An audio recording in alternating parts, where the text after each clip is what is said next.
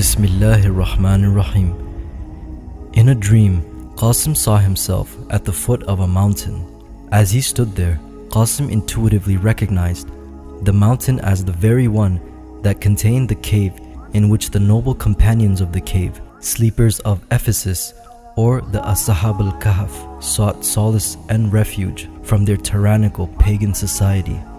Intrigued by this realization, Qasim climbed the mountain. Upon reaching the cave, Qasim witnessed the emergence of the companions of the cave. They wore distinctive blue thobes, slightly shorter in length than the customary thobes of today, with their length falling around 6 inches shorter, modestly above the ankles. Qasim then engaged in conversation with one of the men who approached him. Qasim greeted the man with "Assalamu alaikum," to which the man responded in kind, replying "Wa alaikum assalam." The discussion between them was marked by the man's eloquence, and a profound aura of piety surrounded him, which led Qasim to believe that this man was the Amir or leader of the two groups. Curious about their collective existence, Qasim posed the question to the companion, inquiring about their number and the significance that many people attribute to them. In response, the man conveyed that they were a group of 11 individuals, with their faithful dog serving as the 12th member. These 11 companions were divided into two groups. Qasim doesn't recall the exact number between the two groups, but it was either one of the groups consisting of 6 and 5, or one group consisting of 7 and 4 companions, and their dog was the 12th companion. Qasim believes that the latter option, with 7 and 4 and the dog as the 12th companion, was the more authentic one. And regarding this matter, Allah knows best.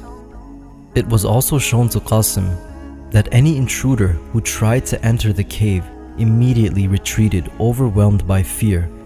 The intruders would experience an intense flash of lightning, accompanied by what Qasim interpreted as an electric shock, static shock to be more precise, causing the intruders to recoil and hastily flee, overwhelmed with fear.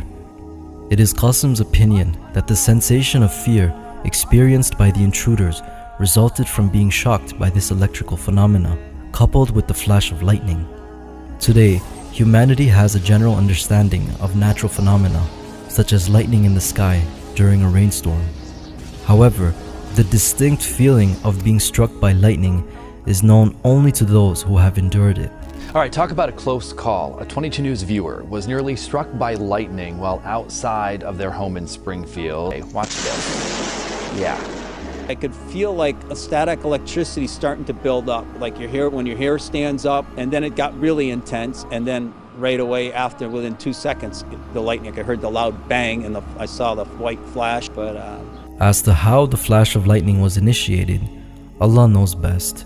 This wasn't shown in detail, but it is possible that their unintentional contact with the cave's walls could have resulted in static shock and triggered a brief flash of light. In another dream, Qasim found himself within the confines of his own home.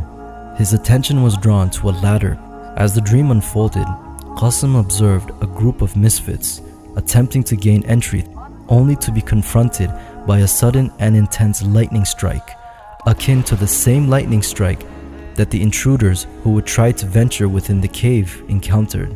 Startled by the electrifying discharge, these intruders swiftly retreated in fear, mirroring the reaction of the intruders from the Ashabul Kahf dream. To Qasim, it appeared as if the intruders had experienced an electric shock, causing them to hastily recoil. Faced with the imminent danger, their response was to flee, driven by the instinctive belief that if they do not flee, they would die. The thunderous sound accompanying the lightning strike further intensified the scene, invoking a sense of awe and fear. Upon delving into the Quranic account of the companions of the cave, as mentioned in Surah Al-Kahf, we encounter an intriguing narrative that sheds light on the nature of their sleep and the events surrounding them. Allah describes how the ears of the sleepers were veiled, rendering them oblivious to any noise during their slumber within the cave. Additionally, Allah reveals that had someone come across them during their dormant state, that person would have been filled with terror and fled from their presence. Scholars have offered various interpretations to clarify the reasons behind this apprehension. Some suggest that the individual's awe-inspiring appearance endowed by Allah would have evoked fear and unease. Others propose that their imposing stature or their eyes appearing open as if they were awake and ready to converse could have been the cause of alarm. Nonetheless, each scholar presents their own perspective.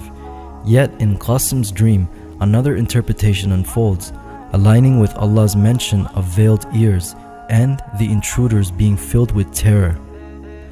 Qasim's dream portrays the intruders being terrified and fleeing upon attempting to enter the cave, as Allah had mentioned in the Quran. The reason shown in Qasim's dream was due to the flash of lightning. The area where the companions slept is speculated to not be that far off from the entrance. This would indicate that whomever would try to enter the cave would also see the sleepers inside. To add, Qasim's dream correlates with the notion that Allah covered the ears of the sleepers, emphasizing the connection between the veiled hearing of the sleepers so they wouldn't hear anything, and the thunderous sound of lightning which the intruders encountered while trying to enter the cave. Furthermore, the Quran poses a mystery concerning the exact number of companions and their canine within the cave. However, it also mentions that the precise count of the sleepers is known by a few who are aware of this knowledge. So the intriguing question arises, could it be that the Mahdi, whom I believe is Muhammad Qasim, is among the select few who possesses knowledge about the exact count of the sleepers of the cave? Within the Quranic narrative, Allah cautions engaging in futile debate or speculation except on matters that are clear and apparent, and this matter was shown to Qasim as clear as day. And now you too have this knowledge, and as always, Allah knows best. قل ربي أعلم بعدتهم